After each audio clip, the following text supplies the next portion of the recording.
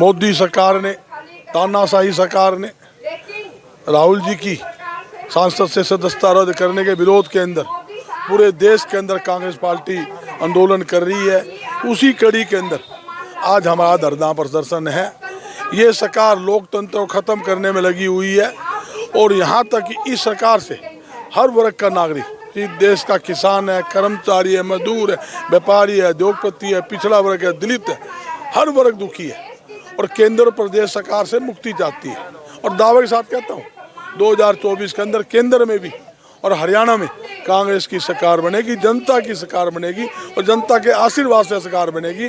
2005 से लेकर 2014 तक हमने जो अनेकों योजना गरीबों के हित में, दलितों के हित में, व्यापारी को हित में लागू हुई, सारी योजना इन्होंने ख़त्म कर दी। हमने गरीबों के लिए 2 रुपये किलो गेहूँ, 3 रुपये किलो चावल देने का काम किया, 20 रुपये किलो चावल देने का काम किया।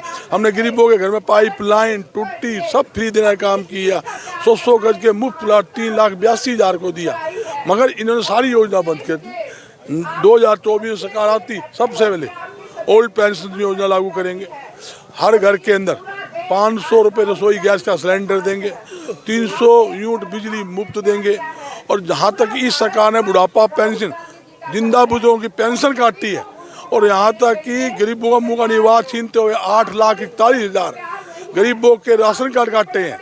हम क्या है, बुढ़ापा पेंशन 6,000 करेंगे, गरीबों के जिसके राशन कार्ड काटे हैं उनको दोबारा बनाएंगे और जो पेंशन उन्होंने काटी है वो पेंशन बनाकर उनको बुजुर्गों को अपना हक देने का काम कांग्रेस सरकार करेगी, इसमें कोई दो राय नहीं है। और जहाँ तक कि आपने देखा मंडी के अंदर क्या हाल है, मंडी के अंदर ना तो किसान का फसल की खरीद हो रही है, ना उठान हो रहा है, ना भुगतान हो रहा है।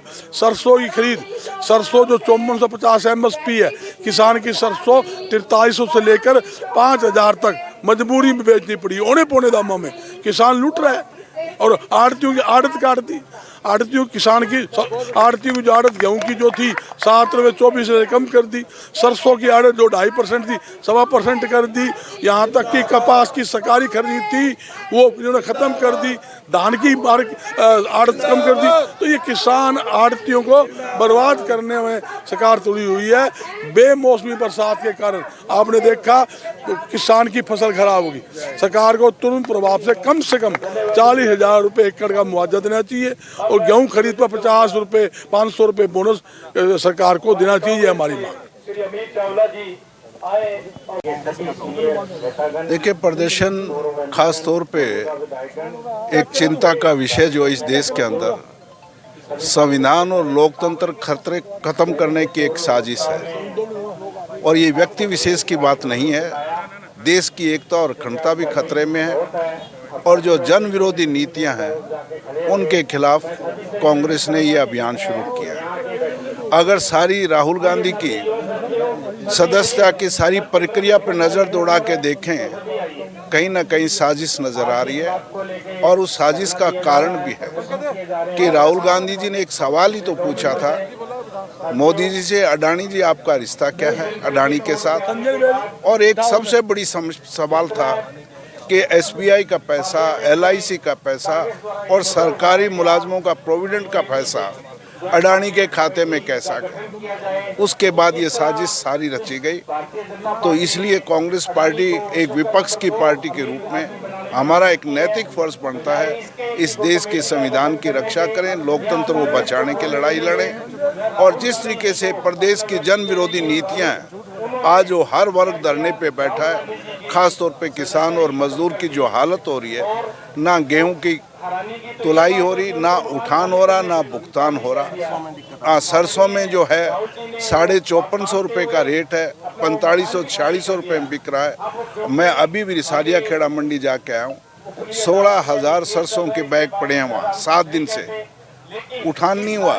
और सरकार कहती है कि 24 घंटे में खरीद की जाएगी, 48 घंटे में उठान होगा और 72 घंटे में पैसा दिया जाएगा, तो ये धरातल पे सब फेल हो चुकी सरकार।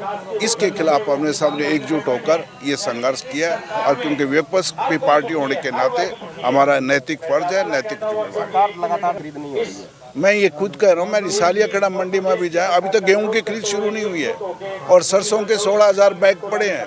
यही हालत डवाड़ी में है, सब लोग हड़ताल पर बैठे हैं, पर हालात बुरे हैं। सरकार की मंशा नहीं है, खरीदना ही नहीं चाहती, सिर्फ एक दावे करती है, कागजों में दावे में है, पर खरीद करना नहीं चाह रही। कुछ न कुछ बेईमानी है, मंशा ठीक नहीं। मुख्यमंत्री गाँव में जा रहे हैं, जिले में 3-3 दिन लगा रहे हैं। ये सिर्फ लोगों के आंखों में धूल झोंकना चाहते हैं, खाट पे और मुड्डे पे बैठकर। अब जन समाज की बात याद आई है 8.5 साल में, जब लुटिया डूब चुकी, जब उनको ये याद आया। कुछ नहीं, ये ड्रामा है, जनता पहचान चुकी है, और जनता ने मन बना लिया है कि 2024 के अंदर चौधरी भूपेंद्र सिंह हुड्डा के नेतृत्व में कांग्रेस की सरकार बनाएगी।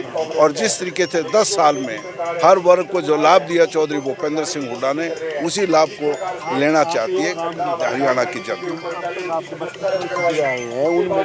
कांग्रेस आज भारतीय जनता पार्टी की तानाशाही के खिलाफ प्रदर्शन कर रही है। जिस प्रकार से मोदी जी ने ये तय कर लिया है कि जो भी उनके खिलाफ बोलेगा, चाहे वो किसान हो, मजदूर हो, या कोई सांसद हो, एमएलए हो, मैंने उसका इंतज़ाम कर देना है।